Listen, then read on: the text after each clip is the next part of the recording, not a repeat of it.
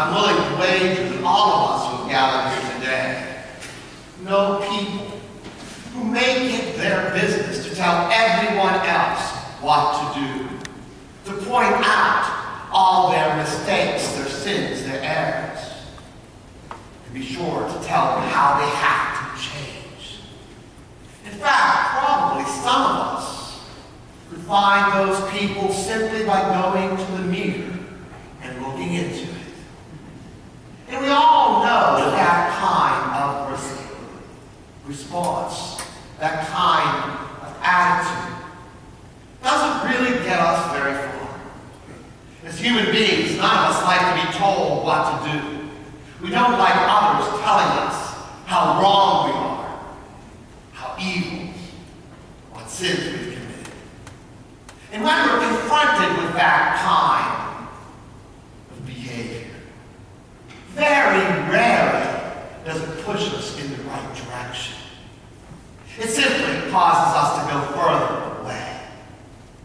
The only thing that really accomplishes is making the person doing the judging, the condemning, the ordering around feel superior. Look at me. I'm so good and you're so bad. Now I can tell you what's wrong with you and what you need to change. But Jesus again and again and again says he has not much use for those who are self-righteous, pointing out everybody else's faults, ignoring their own. We see a completely different approach, a much more effective approach in the second reading today, from the very short letter of Paul to Philemon. To understand what was going on, we need a little background. Philemon was a fellow Christian. Paul, as he says in the letter, an old man, imprisoned for preaching the good news. Onesimus was a slave of Philemon, who apparently had become attached to Paul and ran away from his master, took refuge with Paul. While Paul was in prison, Onesimus served him very well, and Paul grew very attached to him. That is what led to what we hear in the reading today. Now, Paul, as an apostle, is the great apostle to the Gentiles. Very easily could have told Onesimus, or told Philemon, look, it is not right for you to keep another person as property, as a slave. So he stays right here with me. I'm not sending him back to you. That's not what he chooses to do. Instead, he chooses to appeal to you, encouraging him gently to do the right thing. He remarks how precious Onesimus has become to him and how much he relies on him, and how he trusts that Philemon, as a Christian himself, understands what is right.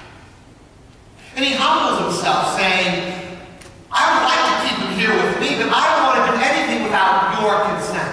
So I'm sending him back to you. But I trust that you will receive him as you would receive me, as a brother, not a slave. And it seems that gentle approach of Paul,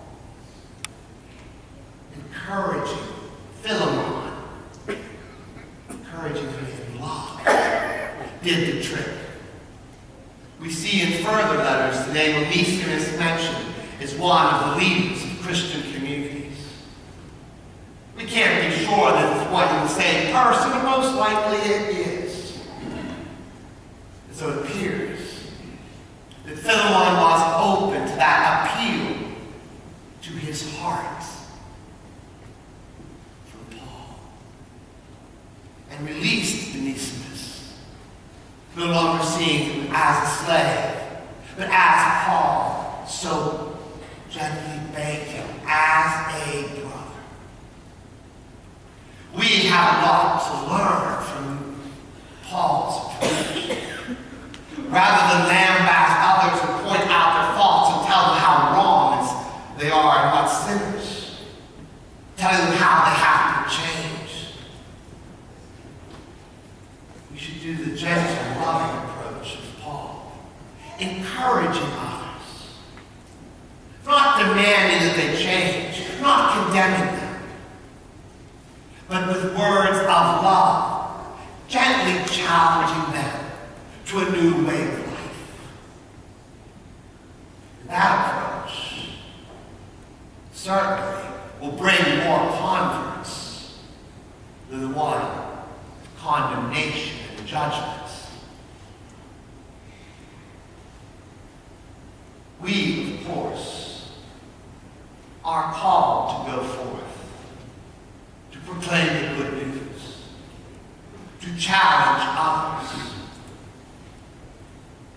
to lead those, to lead all to the gospel.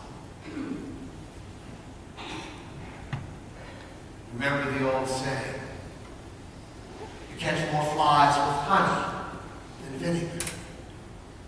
And when it comes to challenging those who have strayed from Christ or who have never known him, that saying is also true.